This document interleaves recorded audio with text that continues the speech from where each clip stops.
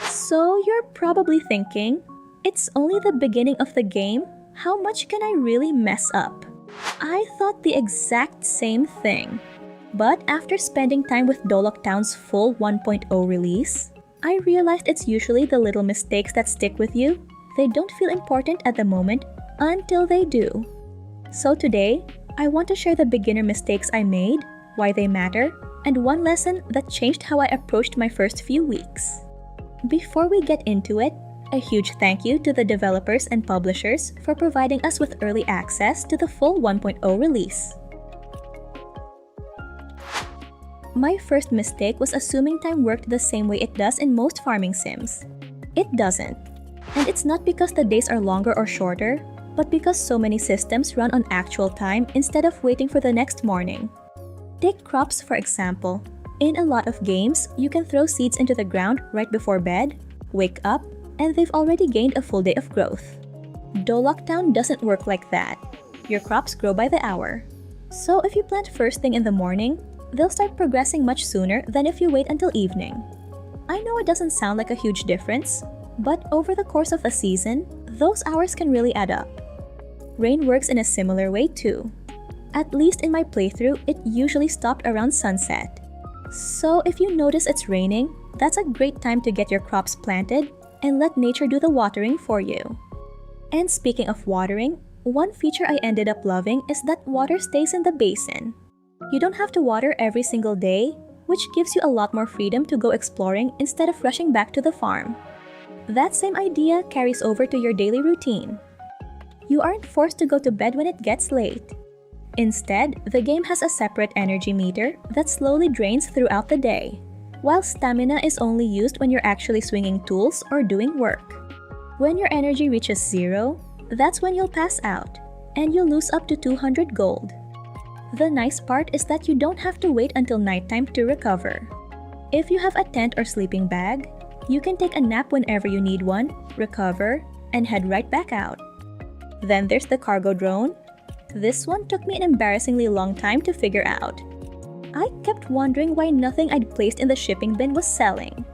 It turns out that you actually have to activate the cargo drone yourself. And even then, your payment doesn't arrive instantly. You have to wait for the drone to return, which means planning ahead becomes a lot more important if you're saving up for something. My next mistake was not buying the backpack upgrade right away. To be fair, I wasn't planning to clear out the entire map on day 1. I actually like taking my time in farming games. So I figured my starting inventory would be enough for a while. Unfortunately, it wasn't. I was just following the main story, picking up things I found along the way, and before long, inventory full. Again and again. At first, I just accepted it. Well, I guess that's life.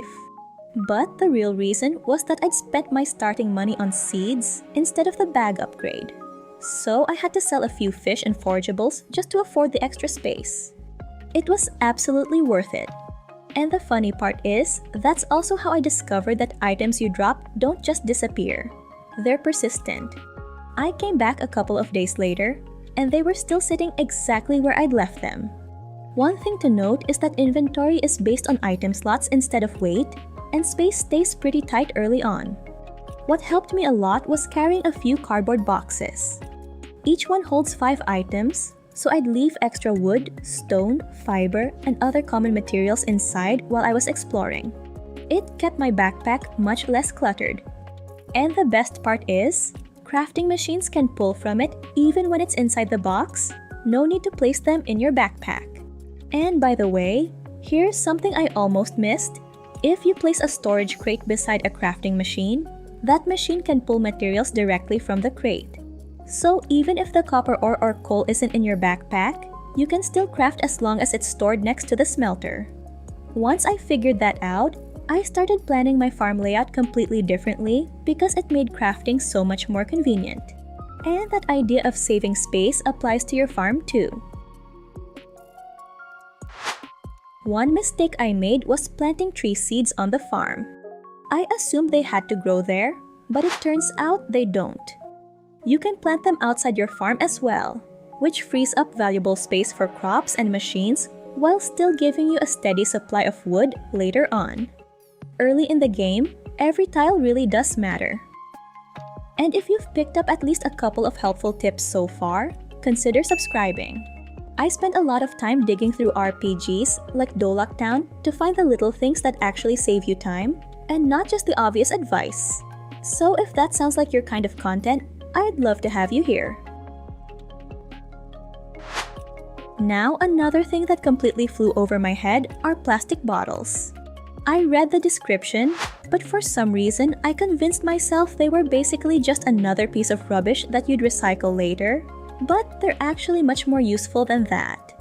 You see, you can refill them at water sources, and drinking from a filled bottle restores your stamina, which can really be helpful when you're out and about exploring. I hope these tips save you from the same mistakes I made, so you can spend less time fixing problems and more time simply enjoying life in Doloc Town. And if you're like me, sometimes it's not just the gameplay that keeps you around. It's the characters, the little routines, and the feeling of a world that slowly starts to feel like home. If that's your kind of game, I think you'll enjoy the next video. I put together a list of upcoming RPGs that already have that same feeling, even before they're released.